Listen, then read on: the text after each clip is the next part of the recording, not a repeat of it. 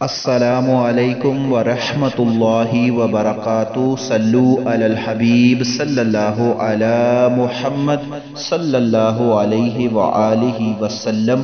رضائے الہی چینل میں آپ سب کو خوش آمدید کہتے ہیں۔ اللہ عز و جل سے دعا ہے کہ اللہ عز و جل آپ سب پر اپنا خاص کرم فرمائے، دونوں جہانوں کی بلائیاں عطا فرمائے، خوشیاں عطا فرمائے، ہر دکھ اور تکلیف سے محفوظ رکھے، بے اولادوں کو نیک اور صالح اولاد عطا فرمائے، بیماروں کو صحت کاملہ عاجلہ عطا فرمائے، جو بے روزگار ہیں اللہ عز و جل ان کو اپنی بارگاہ الہی سے اچھا روزگار عطا فرمائے، اور جو لوگ پردیس میں ہیں اللہ عز و جل اپنی بارگاہ الہی سے کرم فرما کے ان کی تمام پریشانیاں دور فرمائے، اور ان کو اپنے جو ان کے پیچھے پاکستان میں یا مختلف جگہوں پہ جو ان کے ہیں رشتہ دار اللہ عز و جل خیر و عافیت سے ان کی ملاقات کروائے۔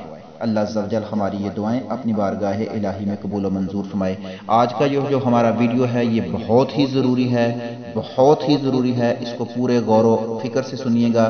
یہ مسائل اگر آپ کو پتہ ہوں گے تو آپ کے گھر اجڑنے سے بچ سکتے ہیں۔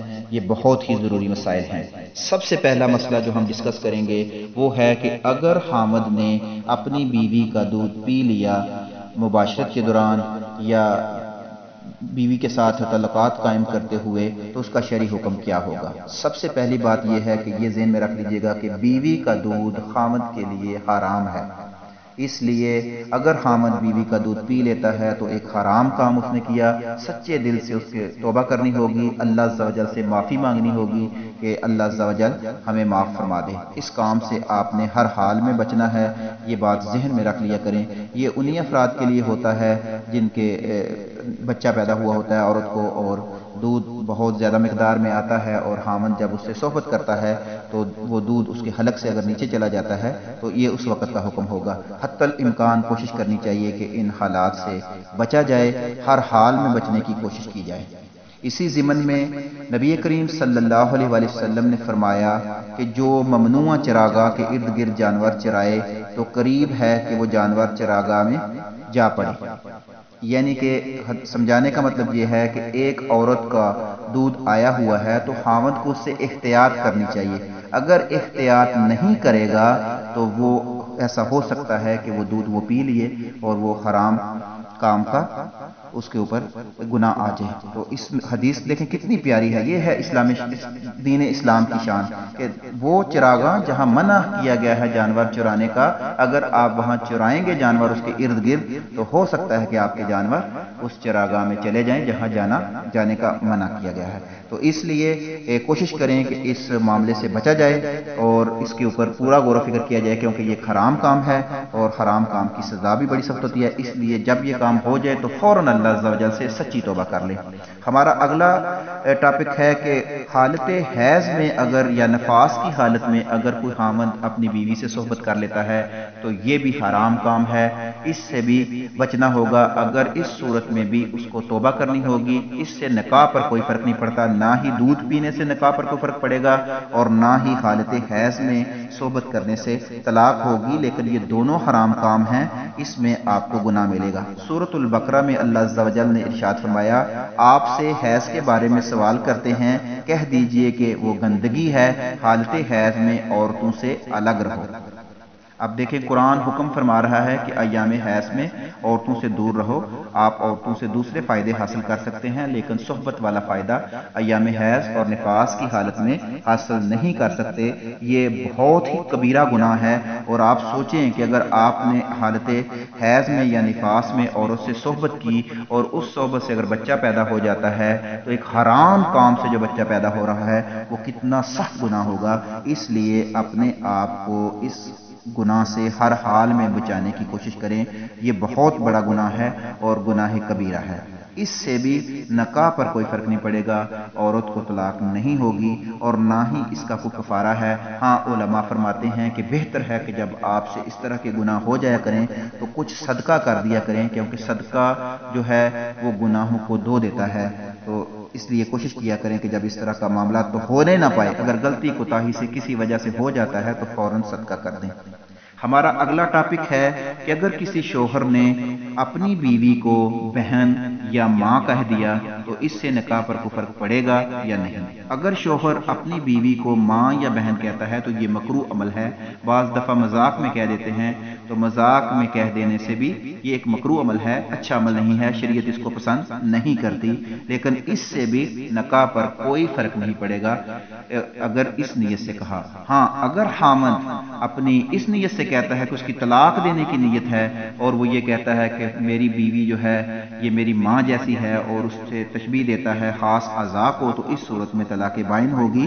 اس میں اگر اس طرح کے چانسز پیش آئیں تو بہترین طریقہ یہ ہے کہ آپ اپنے علاقے کے عالم دین، اچھے عالم دین یا مفتی صاحب سے یہ مسئلہ ڈسکس کر لیں، پھر وہ آپ کو بتا دیں گے کہ طلاق پڑی ہے یا نہیں پڑی۔ یہ بات ذہن میں رکھ لیا کریں کہ جب بھی کوئی آپ کو شرعی مسئلہ پیش آتا ہے تو آپ کسی ایرے گیرے سے مسئلہ نہ پوچھا کریں، خاص عالم دین سے، مفتیان سے۔ اب تو ہر جگہ پہ مفتیان اویلیبل ہیں، ان کے موبائل نمبر موجود ہیں، دارالفتہ کے نمبر موجود ہیں، تو اس لیے کوشش کر کے فوراً مفتی صاحب سے رابطہ کر کے اپنے مسئلے کو حل کرنے کی کوشش کریں۔ اب اگلا جو ہمارا مسئلہ ہے وہ یہ ہے کہ بعض دفعہ انسان مذاق میں کہہ دیتا ہے کہ طلاق جو ہے وہ مذاق میں بھی واقع ہو جاتی ہے۔ شوہر سے کسی نے پوچھا کہ تمہاری بیوی کہاں ہے، تو اس نے کہہ دیا میں نے تو اسے طلاق دے دی ہے، تو یہ شوہر نے چاہے مذاق کیا، عورت کو طلاق واقع ہو گئی۔ یہ مسائل سیکھنے بہت ضروری ہیں کہ اگر مذاق میں بھی عورت کو مرد نے طلاق کے الفاظ کہہ دیے، یا مذاق میں میسج کر دیا، یا مذاق میں پیپر پر لکھ دیا، تو طلاق واقع ہو جائے گی۔ طلاق میں عورت کا سننا ضروری نہیں ہے کہ بعض دفعہ ہمارے ہاں یہ پیش آتا ہے کہ میں نے تو سنا ہی نہیں خامد نے طلاق دی، تو عورت کا سننا ضروری نہیں ہے۔ خامد اپنے یاروں دوستوں میں، اکیلے میں، یا میسج پہ، یا کسی بھی طریقے سے جب وہ لکھے گا کہ میں نے اپنی بیوی کو طلاق دے دی، تو طلاق واقع ہو جائے گی، چاہے وہ مذاق میں کرے، چاہے وہ سیریس حالت میں کرے، تو اس صورت میں طلاق واقع ہو جائے گی۔ تو اس میں پھر آپ یہ دیکھیں گے کہ اس نے کون سے الفاظ میں کہا، کس طرح کہا، اس میں پھر آگے طلاق کی دو قسمیں ہوں گی، طلاق رجعی اور طلاق بائن۔ پھر آپ یہ علماء سے مشورہ کر لیں گے کہ کون سی طلاق واقع ہوئی۔ طلاق رجعی جو ہوتی ہے اس میں قول اور فعل سے رجوع ہوتی ہے، لیکن طلاق بائن جو ہوتی ہے اس میں نکاح جدید کرنا پڑتا ہے۔ اس سے اگلا ٹاپک ہے ہمارا، اور یہ ٹاپک بہت ہی خطرناک ہے، بہت ہی خطرناک ہے۔ اس سے اپنے آپ کو اور اپنے اہل و عیال کو آپ سب نے بچانا ہے۔ اس میں یہ ہے کہ اگر ساس کو، یعنی دماد ہے، اس نے اپنی ساس کو شہوت کے ساتھ چھو لیا، تو دماد کی بیوی اس کے اوپر ہمیشہ ہمیشہ کے لیے حرام ہو گئی۔ بہت ہی سیریس مسئلہ ہے۔ دماد نے اپنی ساس کو شہوت کے ساتھ چھو لیا تو ہمیشہ ہمیشہ کے لیے اس کی بیوی اس کے اوپر حرام ہو گئی۔ کبھی بھی پھر وہ اپنی زندگی میں اس بیوی کے ساتھ نکاح نہیں کر سکتا، اور نہ ہی ساس کے ساتھ نکاح کر سکتا ہے۔ ساس بھی اس کے لیے نکاح کرنا ساس کے ساتھ بھی جائز نہیں ہے۔ دماد کو ساس کے ساتھ بعض دفعہ ہماری ایسے ہوتا ہے کہ نئی شادی ہوتی ہے، ساس جوان ہوتی ہے، دماد کو احتیاط کرنی ہوگی، ساس کو بھی احتیاط کرنی ہوگی، ورنہ ان دونوں کی غلطی کی وجہ سے ان کا جو بیٹا اور بیٹی ہیں وہ ہمیشہ ہمیشہ کے لیے ایک دوسرے کے اوپر حرام ہو جائیں گے۔ اس بات کو خصوصی طور پر ذہن میں رکھا کریں، جب گھروں میں اس طرح کے حالات پیدا ہوں تو جو دماد ہے اس کو چاہیے کہ وہ اپنے سسرال جائے ہی نہ، اور ساس کو بھی چاہیے کہ وہ احتیاط کرے۔ بچوں کا کیا قصور ہے، ان کی زندگی برباد نہ کی جائے۔ اب اگر سسر نے، یہ معاملات پاکستان میں اکثر پیش آ رہے ہیں، اگر سسر نے اپنی بہو کو شہوت سے چھو لیا تو بہو اس سسر کے بیٹے پر ہمیشہ ہمیشہ کے لیے حرام ہو جائے گی، دوبارہ اس لڑکی سے شادی نہیں کر سکتا کسی صورت میں بھی۔ سسر حضرات کو بھی یہ سوچنا چاہیے کہ بیٹیاں جب بیٹے کی شادی کر کے لاتے ہیں تو بیٹیاں جو ہیں، بہویں جو ہوتی ہیں وہ بیٹیاں ہوتی ہیں، تو کتنا بغیرت انسان وہ ہوگا جو اپنے بیٹے کی بیوی کے ساتھ تعلقات قائم کرے گا۔ اللہ عز و جل آپ ہمیں ہدایت دے، اور جو لوگ ایسے کام کرتے ہیں اللہ عز و جل انہیں بھی ہدایت دے کہ اپنے بیٹوں کی، اپنی اولادوں کی زندگی برباد کر رہے ہیں۔ اس مسئلے کو اچھی طرح سمجھ لیجئے کہ اگر سسر نے بہو کو شہوت کے ساتھ چھوا تو بہو جو ہے وہ اس کے بیٹے پر ہمیشہ ہمیشہ کے لیے حرام ہو گئی۔ اب ان دونوں مسئلوں میں دماد والے میں بھی اور سسر والے میں بھی فیصلہ آپ خود نہیں کر سکتے، نہ ہی کسی عام عالم دین سے فیصلہ ہوگا، کیونکہ یہ گھر اجڑنے کا مسئلہ ہے۔ اس میں کچھ گنجائشیں نکلتی ہیں، وہ گنجائش جو ہے اعلیٰ درجے کے جو مفتیان ہیں وہی آپ کے لیے نکالیں گے۔ اگر اس طرح کا معاملہ پیش آ جاتا ہے تو شرمانہ نہیں ہے، حقیقت بیان کر کے مفتیان سے آپ مشورہ لیں۔ مفتیان آپ کو انشاءاللہ عز و جل اس معاملے میں ایسا مشورہ بھی دے سکتے ہیں کہ ہو سکتا ہے کہ آپ لوگوں کے گھر بچ جائیں۔ بعض دفعہ ایسا ہوتا ہے کہ یہ معاملات پیش آ جاتے ہیں، سسر بہو کو دھمکا دیتا ہے کہ بتانا نہیں ہے، یا دماد بہو کو اپنی جو اس کی ساس ہوتی ہے اس کو دھمکا دیتا ہے کہ بتایا تو میں تمہاری بیوی کو طلاق دے دوں گا۔ بھائی تم نے طلاق کیا دینی ہے، طلاق تو ویسے ہی پڑ چکی ہے، اب وہ عورت کہیں اور نکاح کر سکتی ہے، اس کو طلاق لینے کی ضرورت نہیں پڑے گی، وہ ہمیشہ ہمیشہ کے لیے حرام ہو چکی ہے۔ ان معاملات سے بچنے کا ایک ہی ذریعہ ہے کہ جب بہو بھی جوان ہو اور سسر بھی جوان ہو تو ان کو ایک گھر میں اکٹھا رہنا یا تنہائی کے مواقع فراہم کرنا یہ حماقت ہوگی، بہت بڑی حماقت ہوگی۔ بہو جوان ہو، سسر جوان ہو تو کوشش کی جائے اور ایسے حالات پیدا کیے جائیں کہ یہ کبھی بھی تنہائی میں اکیلے نہ رہیں، کیونکہ بعض دفعہ ہوتا ہے بہو تو بیچاری بیٹی سمجھ کے خدمت کر رہی ہوتی ہے اپنے سسر کی، لیکن سسر صاحب جو ہیں ان کے ذہن میں گندے خیال آ جاتے ہیں اور وہ ان کی جو بیٹے کے اوپر وہ بیوی ہمیشہ ہمیشہ کے لیے حرام ہو جاتی ہے۔ اس مسئلے کے اوپر آپ غور و فکر کریں، اس مسئلے کو بھی اچھے طریقے سے سمجھ لیں۔ اب ایک اگلا مسئلہ ہے نماز کا۔ ہمارے ہاں اکثر یہ ہوتا ہے کہ جب ہم نماز پڑھتے ہیں تو نماز میں جو تلاوت کی جاتی ہے، تلاوت نماز میں کرنا فرض ہے، اور فرض جو چیز ہوتی ہے مثلا اس کا سننا بھی آپ کے لیے فرض ہے۔ اب ایک بندے نے لب ہلائے بغیر طلاق دی تو طلاق واقع نہیں ہوگی، طلاق کے لیے اس کے کانوں کا سننا ضروری ہے۔ تو اب اگر آپ نماز ادا کر رہے ہیں، یہ اکثر ہماری اسلامی بہنوں اور بیٹیوں میں بھی یہ مسائل ہوتے ہیں، اور بعض مرد حضرات ہوتے ہیں وہ بھی دل ہی دل میں تلاوت کرتے ہیں۔ اگر تلاوت قرآن مجید کوئی شور نہیں ہے، کسی مثال کے طور پر بس جا رہی ہے اس کے ہارن کا شور ہے، یا بارش ہو رہی ہے اور گھر میں شور ہے، اگر وہ شور نہ ہوتا اور آپ یہ آواز آپ کے کانوں تک نہیں پہنچتی تو آپ کی نماز نہیں ہوئی۔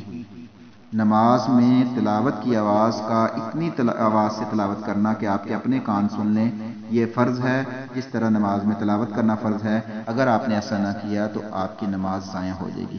کتنے ہی لوگ ہوں گے جو اس مسئلے کی آگاہی نہ ہونے کی وجہ سے ان کی نماز تو بالکل ٹھیک ٹھاک وضو کرتے ہیں، پورا اہتمام کرتے ہیں، لیکن نماز ادا کرتے ہیں تو نماز نہیں ہوتی۔ اس کے لیے کوشش کرنی چاہیے کہ یہ مسائل ہم سب کو سیکھنے چاہیے اور آگے دوسروں کو بھی سکھانے ہیں۔ یہ ہم نے صرف خود ان پر عمل نہیں کرنا بلکہ دوسروں کو بھی ان پیغامات کے اوپر، ان مسائل کے اوپر آگاہ کرنا ہے کہ وہ بھی اس پر عمل کریں۔ اللہ عز و جل سے دعا ہے کہ اللہ عز و جل ہمیں صحیح معنوں میں شریعت کا پابند بنا دے اور ہمیں دین اسلام سیکھ کر دوسروں کو سکھانے کی بھی توفیق عطا فرمائے۔ یہ مسائل بہت ہی ضروری ہیں، بہت ہی اہم مسائل ہیں، ان کے اوپر پورا غور و فکر کریں، ان مسائل کو اچھے طریقے سے سمجھیں۔ اگر آپ کے پاس ٹائم ہو تو ان مسائل کو نوٹ کر لیں، جب ایک دفعہ آپ کاپی پر لکھیں گے تو یہ مسائل اچھے طریقے سے آپ کے ذہن میں بیٹھ جائیں گے۔ اللہ عز و جل سے دعا ہے کہ اللہ عز و جل جو داماد ہیں ان کو ساس کے یا جتنے بھی رشتہ دار ہیں ان کو اپنی ماں کی طرح اچھی طرح خدمت کرنے کی توفیق عطا فرمائے، اور بیوی کے رشتہ داروں کو اپنا رشتہ دار سمجھنے کی توفیق عطا فرمائے۔ اس سے بہت سے مسائل حل ہو جائیں گے، اور جو بیوی ہے اللہ عز و جل اسے بھی توفیق عطا فرمائے کہ وہ جتنے بھی خاوند کے رشتہ دار ہیں ان کو اپنے بہن بھائی سمجھ کر پیار سلوک اور محبت کے ساتھ اپنے گھر کو آباد کرنے کی کوشش کرے۔ جب ہم شریعت کے اوپر عمل کریں گے، شریعت مطہرہ اتنی پیاری شریعت ہے کہ جس میں الحمدللہ فائدہ ہی فائدہ ہے۔ آقا صلی اللہ علیہ وسلم دودھ مبارک پیتے ہیں یا پانی مبارک پیتے ہیں تو اما عائشہ جب وہاں سے پیتی تھیں تو آقا صلی اللہ علیہ وسلم وہاں لب لگا کر پیتے تھے۔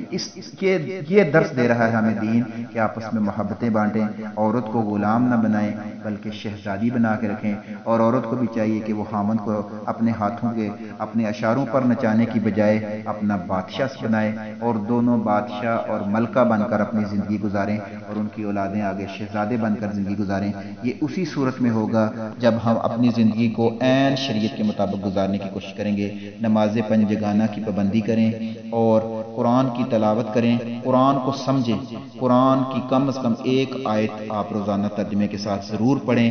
جب آپ قرآن ترجمے کے ساتھ پڑھنا شروع کر دیں گے تو انشاءاللہ عز و جل آپ کے گھروں میں بھی نور آئے گا، آپ کے دل میں بھی نور آئے گا اور آپ کے چہرے پر بھی نور آئے گا۔ اللہ عز و جل سے دعا ہے کہ اللہ عز و جل ہمیں صحیح معنوں میں سمجھ کر قرآن مجید پڑھنے کی توفیق عطا فرمائے۔ اللہ عز و جل ہمیں صحیح معنوں میں سنت نبی کریم صلی اللہ علیہ وسلم پر عمل کرنے کی توفیق عطا فرمائے۔ اللہ عز و جل ہمیں دین اسلام کے لیے کام کرنے کی توفیق عطا فرمائے۔ دین کے لیے کیا ہوا ہمارا کام کبھی بھی رائے گا نہیں جائے گا، اور یہ ایسی نیکیاں ہیں کہ آپ کسی کو اگر ایک مسئلہ بتاتے ہیں اور اس کی وجہ سے اگر اس کا گھر بچ جاتا ہے، طلاق دینے سے بچ جاتا ہے، رشتہ خراب ہونے سے بچ جاتا ہے، تو یہ آپ کے لیے ایک بہت بڑا ثواب جاریہ ہے جو انشاءاللہ عز و جل، کیونکہ نیکی ہمیشہ قبر میں ساتھ جاتی ہے۔ دنیا کی تکلیفیں ختم ہو جائیں گی لیکن نیکی ہمیشہ آپ کے ساتھ رہے گی، قبر میں آپ کا ساتھ دے گی اور آپ کو انشاءاللہ عز و جل جنت میں لے کر جائے گی۔ حقوق العباد کا خصوصی خیال رکھا کریں، حقوق العباد کا خصوصی خیال رکھا کریں۔ یہ ایک بہت ہی اہم ٹاپک ہے۔ بچوں کے ساتھ شفقت، بڑوں کا احترام، ہر ہمسائے کا احترام، رشتہ داروں کا احترام۔